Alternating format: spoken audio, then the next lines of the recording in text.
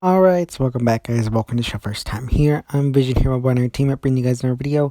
Today I'm going over some of my thoughts and opinions on how Power Rangers Dino Fury has been going after the first 3 episodes. Now if Power Rangers is something you're interested in, don't forget to hit the subscribe button down below and hit that bell icon to miss more Power Rangers content from me moving forward. Now let's begin. So like I said, we have now got officially 3 episodes of PR Dino Fury in the bag, and I gotta say, for the most part, I think the show has been pretty good and pretty strong so far.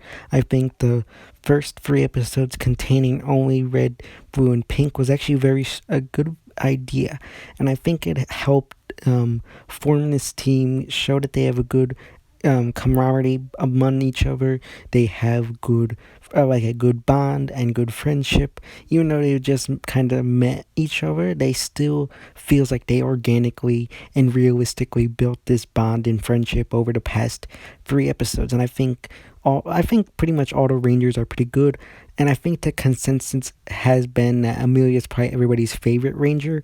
And I gotta agree, I think Amelia's probably one of the best Rangers of the team. I just feel like there's something about the actress who portrays her. The character has a lot of charm and charisma, so that helps with her portrayal of Amelia. And she's got this kind of like good outgoing attitude and personality. The ghost hunting and paranormal is something different.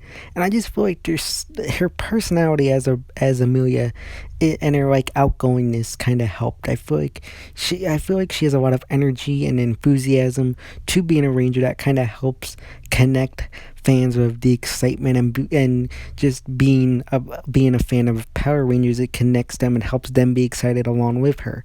I think that's something very good and has been a good add in there.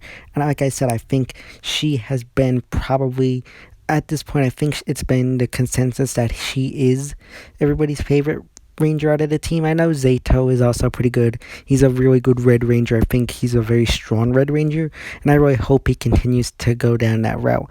I think Ollie is kind of the more weaker of the 3. I'm not a big Ollie fan. I hope they do a little bit more of him. And I feel like for the most part, consensus is that Ollie is probably the weakest of the team, and I hope they can fix it. And I'm just really liking the team dynamic. And I think, like I said, it was a good idea to start off with Zato, Ollie, and Amelia, and then introduce Izzy and Javi next, which they will be coming in episode 4, new recruits, along with the introduction of Boom Tower. And I love Void Knight. He's very cool. I love the armor and look to his character. Plus, I love the voice actor who does the voice for him. I'm pretty sure, and I confirmed this, that he also did the voice for Liger in Jungle Fury, which is really cool. I think the voice actor for Void Knight is really good. I feel like in the past 10 years, some of the voice acting for the villains has been more goofy and not like very scary or fearful. And I think Void Knight, the voice actor is giving him this good level of where you can actually kind of feel like he's a threat. He's like this dangerous presence, and I really like that. I think he's a very good main antagonist right now. Like I said, we only seen him in 2 episodes. He did kind of appear in episode 3, but it was kind of more like a cameo appearance. So I think I really like him now. I feel like, though, you got Mucus, who is, I don't know, the Mucus is kind of a middle ground. I'm a little nervous that they might make her into Elgar or Norg, but I still feel like they could possibly still balance her out to be goofy at times, but still have a serious nature. I do hope they give her a bit more of a serious nature. It feels like more like she's got this like childlike kind of personality. I don't think it's more Ghana style like in SPD, but I do feel like she's got more of a childish personality compared to others, and I just hope that doesn't become annoying. And I do like what they're doing. I think it's really good. Now, another thing I think they've really done well on is the mentor, Solon. I think Solon is really good. I think the voice actor for her is actually really good. And one of the things I really like in regards to her is first her the suit and the style of her look. It's very cool and different. We haven't really gotten anything like this. I don't know. I don't think we've gotten it in a long time or ever. If I had to pick, I feel like right now, at least her look reminds me of Doggy Kruger, and that's pretty cool. It'd be cool if they go down that route or something like her. Not like her totally, but something along those routes. And I like how she has that bond with Zato. I really hope they do like a backstory on her and how she and Zato met.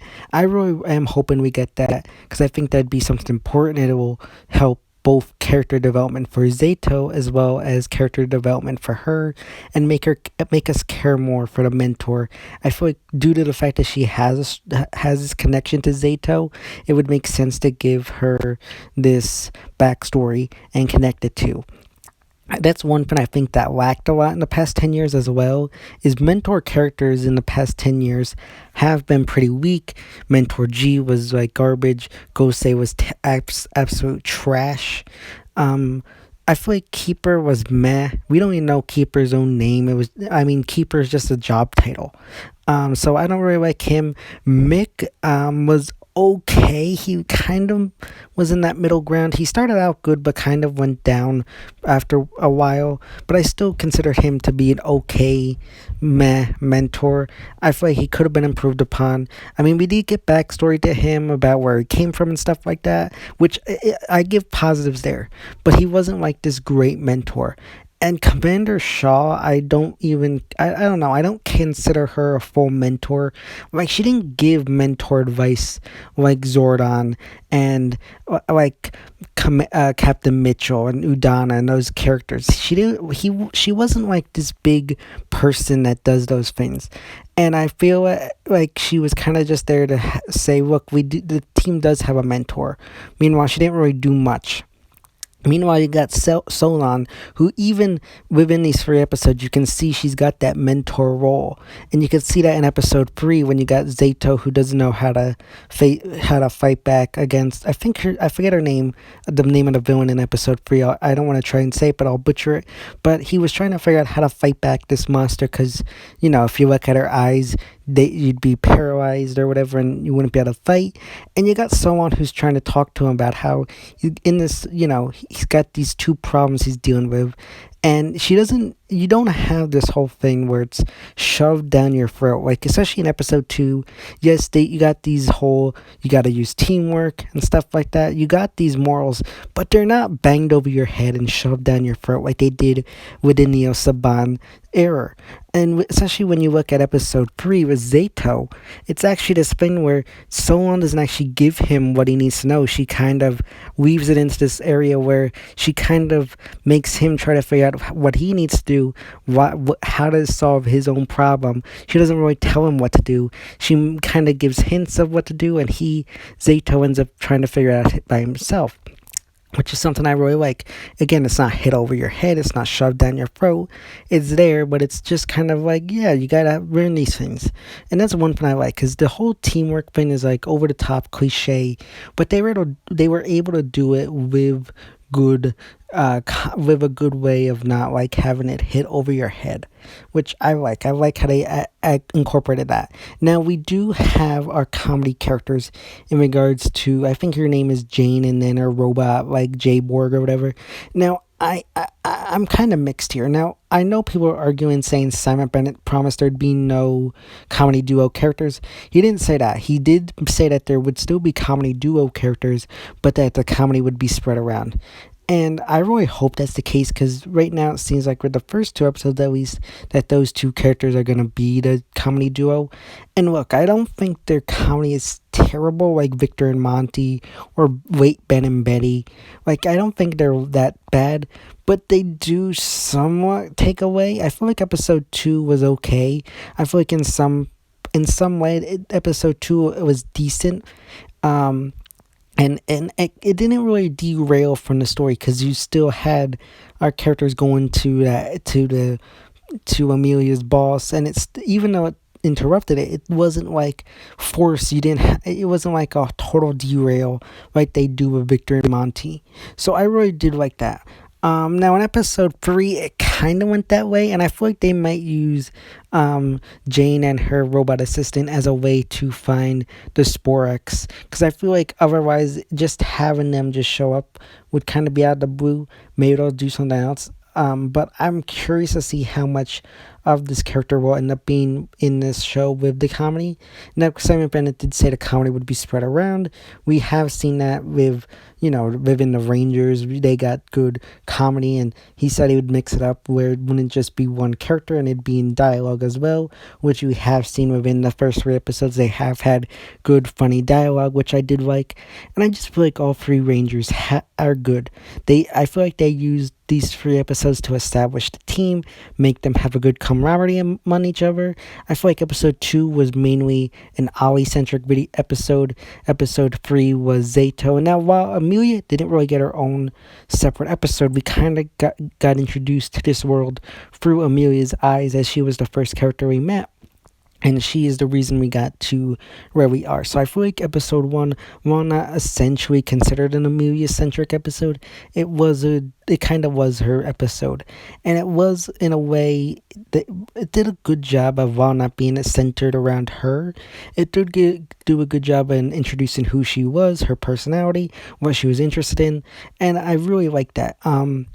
And again, I like how they have those differing views between her and Ollie. And I really hope they did have that in episode 3 where they had their conflicting viewpoints, which I really liked how that comes into play. I really hope that continues on within the series. And I know people are arguing, saying that they ship Amelia and Ollie. I don't know. I kind of like the idea of them foreshadowing that, but at the same time, I feel like it's way too obvious, and I hope they don't go down that route. I really hope it's not the two of them that end up together, just because, like I said, it just feels too convenient. And I mean, yeah, sure, you could argue foreshadowing, which I also could get behind, but at the same time, to have it be done so early in the season, it just feels. I just feel like I don't like that. If it was done maybe later on in the season, I'd be okay with it, but for now, I'm just not into it. But like I said, we got some good connection within our Rangers, and I really like what they're doing. And I'm curious to see how they will connect with Javi and Izzy when they arrive in the next episode and join the team. I'm very curious to see if that'll create any struggles, any dynamic issues within the team, because these 3 Rangers, like I said, seem to already have a good team bond. So I'm curious to see how those 2 extra Rangers will affect that, and I'm very excited for that because I think that's something that could be very interesting to see done there. And I'm just really enjoying Dino Fury. I like the morphing call. It's really cool and different. The one thing I will say is that their morph call is like a bit too long. Like how they have to do like the pulling out the Dino key, and then like I feel like the way they do it is just way too long, and they need to cut it down a bit. I understand that. I understand that sometimes they need to have these long kind of morphs, but I feel like they need to cut this one down a bit. I mean, it's cool. I love the morph sequence, and I love the megazords. The zords are really cool. I still will argue that I don't really like the name of the T-Rex Zord. I just feel like it's a little over the top. The T-Rex Champion Zord. I don't know. Maybe it'll grow on me, but I still feel like that's a little bit silly.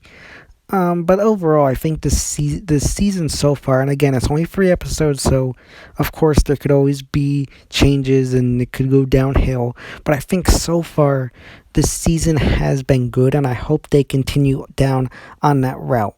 And honestly, this is the first time where I'm actually excited for PR. Like every week, I'm actually excited. They leave me wanting more. Like within the episode, I'm really sad that like I get so upset. Like, oh my god, it's only got 5 minutes left, or it's only got 10 minutes left. Come on, I want to see more. That's how I am now, and I haven't felt that way in so long in PR. And I'm super excited for episode 4 because I really want to see Izzy and Javi, especially since Izzy's the first female Green Ranger. That's something I'm excited to see be introduced. And I'm really sad and kind of pissed off that we have to wait an extra week to see that episode due to the annoying Kids' Choice Awards. I think it's kind of silly and stupid that they won't air it. But I feel like at the same time, hopefully it can keep the hype up, and maybe it'll try. I'm hoping maybe Nick can do something where they hype up the episode.